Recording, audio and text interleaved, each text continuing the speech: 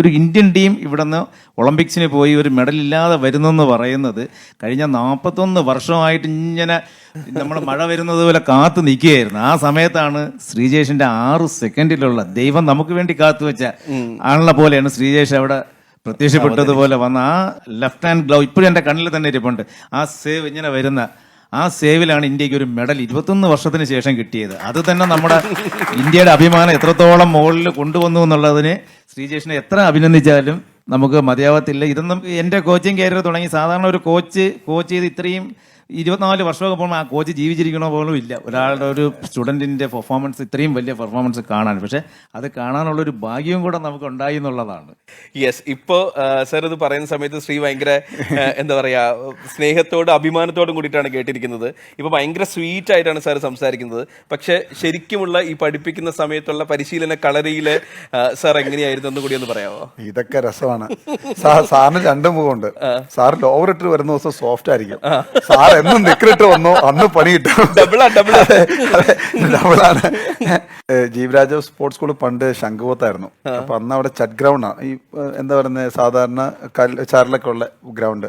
അതിനകത്ത് ഞങ്ങൾ front road അടിക്കാത്ത ഒരു സ്ഥലമില്ല. ഒന്ന് ഫ്രണ്ട് റോഡ് അടിക്കുക സാറിന്റെ പണിഷ്മെന്റ് ആണ്. പറയുന്നത് വെച്ച് കഴിഞ്ഞാൽ നമ്മുടെ മസിൽസ് ഫിറ്റ് ആവാൻ വേണ്ടിയിട്ട് ഫ്രണ്ട് റോൾ വളരെ നല്ലതാണ്. പിന്നെ 2 സ്റ്റിക്കും പൊക്കി പിടിച്ച് ഓടണം. അത് ഓടാത്തൊരു സ്ഥലം പോലും ഇല്ല. ഈ അതായത് ആ സ്കൂളിന് പെറക്കി 15 ഏക്കറും കണ്ട ഒരു പ്രോപ്പർട്ടി ആയിരുന്നു അത്. 15 ഏക്കർ ഉണ്ടായില്ല. അതിന് ചുറ്റും ഓട്ടമാണ്. അപ്പം ഈ സാർ എത്ര സോഫ്റ്റ് അടിക്കുന്നത് ഇതുപോലെ എല്ലാ ഗ്രൗണ്ടില്. പണ്ടത്തെ കാലത്താണ് പ്രത്യേകിച്ചും ജമാ സാറ്. പിന്നെ ഞങ്ങൾ നോക്കും രാവിലെ ഗ്രൗണ്ടിൽ പോകും. അപ്പം ബുള്ളറ്റിലാ വരുന്നെങ്കിൽ രമേശ് സാറിന്റെ വണ്ടി ബുള്ളറ്റ് സൈലന്റിലാണോ 2 പേര് വരുന്നുണ്ടോ ഇന്ന് ചത്രാന്ന് പറഞ്ഞു നിൽക്കാം. അതാണ് അവസ്ഥ. അയ്യോ രക്ഷയില്ല. ഇതില് നമ്മള് ഒരു കാര്യം ഞാൻ ഇപ്പോഴും ശ്രീജേഷിനെ അപ്രീഷിയേറ്റ് ചെയ്യുന്നത്, ഇന്ന് ജീവിരാജിൽ ഇൻഫ്രാസ്ട്രക്ചർ ഉണ്ട്, അന്ന് ഇൻഫ്രാസ്ട്രക്ചർ ഇല്ല.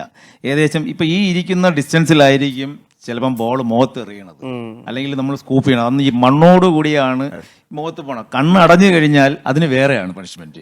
കാരണം കണ്ണടയ്ക്കാൻ പാടില്ല. ഒരു ഗോൾ കീപ്പറുടെ ഒരു ബേസിക് കാര്യമാണത്.